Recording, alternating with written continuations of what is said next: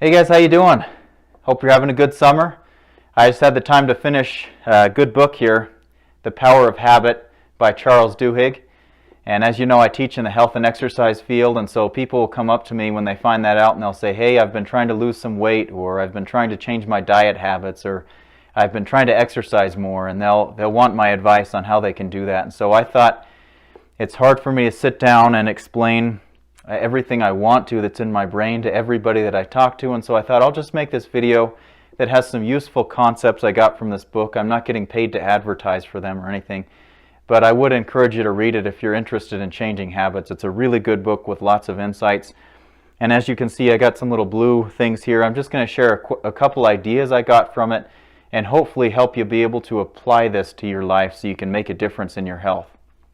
So I just want to start at the beginning. In the introduction, he quotes William James in 1892 by saying, "All our life, so far as it has definite form, is but a mass of habits." He then says, one paper published by a Duke University researcher in 2006 found that in more than 40% of our actions people performed each day weren't actual decisions, but habits.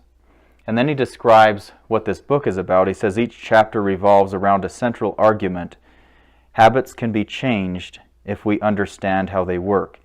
He also has a website that gives all the references. If you're really into this kind of stuff, you can learn more about how it all works.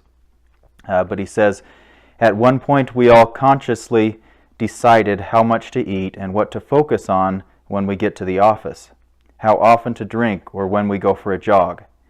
Then we stopped making a choice and the behavior became automatic.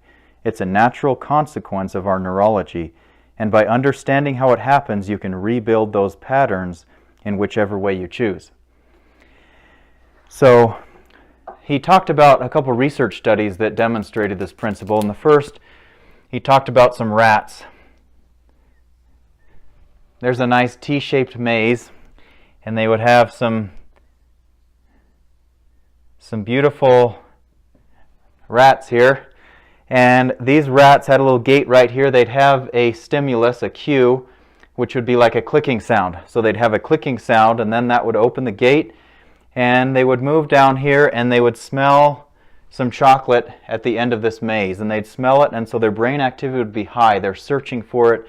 They might go over here to the right, and then eventually they make it here to the chocolate. And so they taste the chocolate, and that reward center in their brain shoots up, and they have a lot of brain activity. So they would do this over and over again until the subconscious part of the rat's brain would just get this ingrained in it. So then what they found is that when they had the cue, the clicking noise, the brain of the rat would go way up. There'd be a lot of activity on which behavior to choose. And then during the actual routine part of this, the brain activity of the rat would go down. And then when they got the reward, it would shoot up again. So it took, the more the rat did this, the less activity in the brain occurred when it went through this routine. So it didn't require a lot for it to think through it. It had become a routine. It was a habit. It was stored in the subconscious part of the brain of the rat. And so what they found is that there's a cue, and then there's a behavior or a routine that happens when that cue occurs. And then there's some type of reward at the end. And so this is kind of the foundation of the book, and it's the habit cycle that we have. So when we have a habit, we have a cue, a behavior, and a reward. And so what they did is there were some other studies that studied monkeys, and what the researchers did is they'd put a computer screen in front of the monkeys. They'd have different shapes show up, and they trained the monkeys so that when they saw a particular shape, the monkey would pull on a lever and some really sweet juice would come on their lips. And so they found that if they have this cue, the shape, they do this routine, they would get a reward of this sweet juice. An interesting thing they found is that the monkeys started to crave this stuff. And how did they know that? Well, when they had the cue and the monkey performed the behavior, pulled the lever, and if that didn't happen, then the monkey would get depressed and angry and irritated when that reward wasn't there, if they took away the juice reward. And so what happens is they found that what drives this is a craving. This cycle is driven by a craving to get some type of result. And so that can apply to anything, whether it's I want to lose weight, so you have a picture of what you want to look like when you lose weight. That can be your ultimate reward, a long-term reward. It can be what drives it, your craving is to look like that, or it could be you want to lose a particular amount of weight, or it could be that you want to have a particular health number for your blood sugar levels or something. So we all have these things, the cravings that drive our behaviors. So let me just read another thought that he shares. He says, habits are powerful but delicate. They can emerge outside of consciousness or can be deliberately designed. They often occur without our permission, but they can be reshaped by fiddling with their parts. They shape our lives far more than we realize. They are so strong, in fact, that they cause our brains to cling to them in the exclusion of all else, including common sense. So what they did with the monkeys is they'd put other monkeys out there. They would put other distractions, different toys, other things to do. And what happened with the monkeys is that when they had that computer screen in front of them, there was nothing that could distract them away from doing that, having that cue and performing that behavior to get that reward. And maybe you're thinking right now, maybe there's people you're thinking about that play video games or eat certain things or watch certain TV shows or have snack time at work or something, that there's nothing that will distract them that can stop them from that behavior because they have that craving, and it comes to the exclusion of everything else because it's so ingrained in them. He goes on to say, anyone can use this basic formula to create habits of his or her own. You want to exercise more? Choose a cue, such as going to the gym as soon as you wake up, and a reward, such as a smoothie after each workout. Then think about that smoothie or about the endorphin rush you'll feel. Allow yourself to anticipate the reward. Eventually that craving will make it easier to push through the gym doors every day. So they also looked at some people from the National Weight Control Registry, which is a registry that keeps track of people that have successfully lost weight over a certain long period of time. I think it's like 5 years. He said they looked at the habits of successful dieters and they found that 78% of them ate breakfast every morning, a meal cued by the time of day.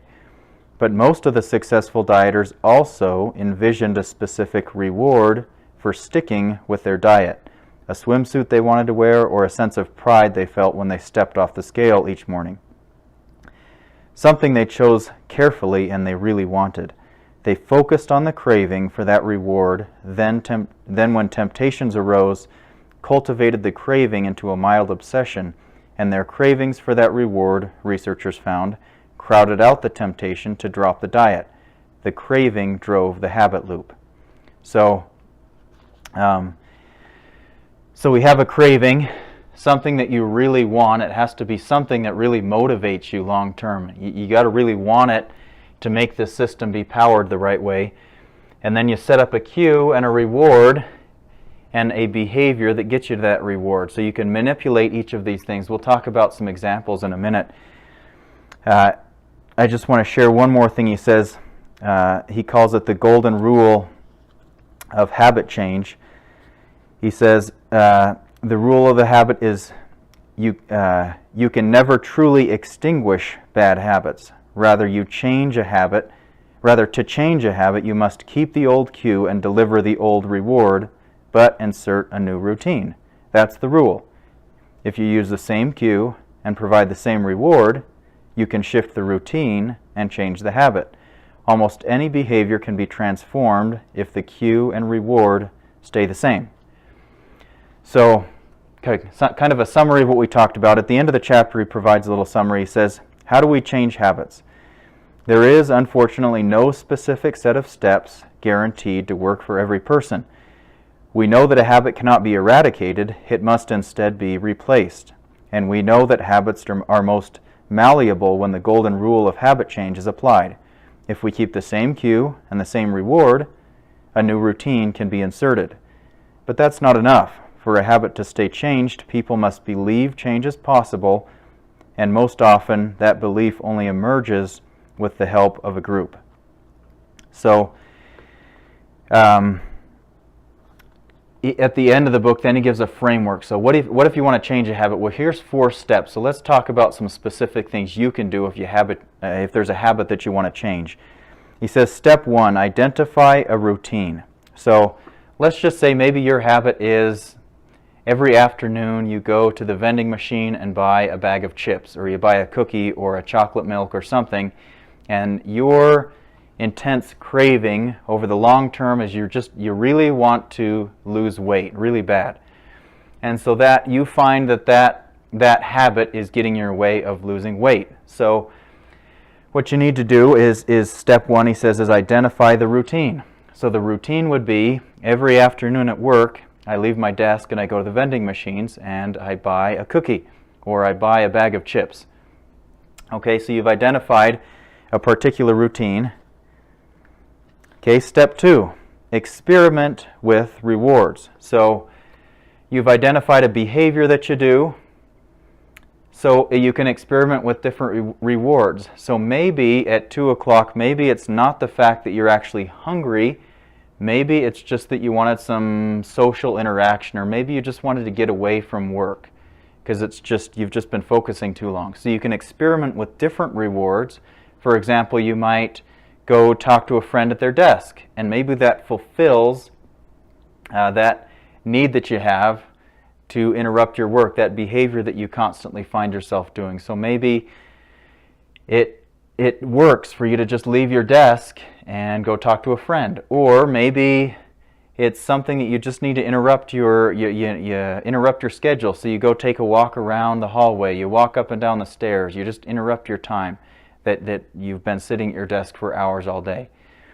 Or maybe it's just that you're tired, so you need to think of something, maybe if you drink caffeine, you can drink some caffeine, or if you like to go exercise, you can go do a couple push-ups and do some jumping jacks and elevate your heart rate and kind of wake your body up. That might be one thing. You can experiment with different rewards, because maybe ultimately it's not that you're hungry for that bag of chips. There's something else you can insert to solve whatever cue you're being given. So then the next step is isolate the cue. So what's causing you to need to have this happen? And so that cue, you might not know. It might not be obvious to you. It could be the time of day, every day at 2 o'clock. It could be every time that you walk out of your class you're teaching at 2 o'clock. That's the cue to perform this behavior. It could be that you have someone that calls you. Your kid texts you every day at 2 o'clock, and when they text you that they're home from school, then that's your cue. Okay, they're home and they're safe. Now is my cue to relax and have something to eat. So you have to experiment and just practice. There's no one answer. You just practice and see, what is it that's cueing me to do this particular behavior?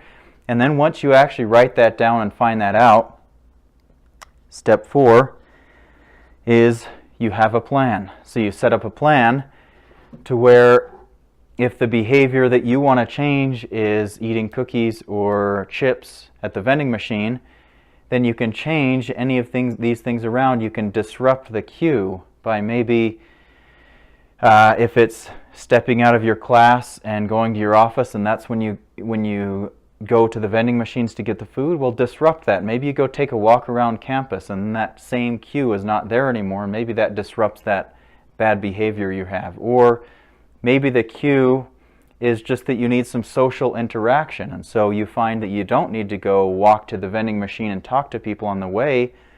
Maybe you can walk somewhere else, and your reward will be the social interaction and not the cookie or the chips that you're getting. So hopefully that's kind of helpful. I thought it was a useful read, and it teaches a lot of important principles, that there really is a lot of things that govern what we do, and they're just simple habits that if we can break them into parts, it'll make our lives easier to change if we can just isolate those things and change them up and insert healthier things than the things that we're currently doing. So I hope that's helpful. I'll come on with some more useful stuff that I might have, but thanks, have a good day, and we'll see you later.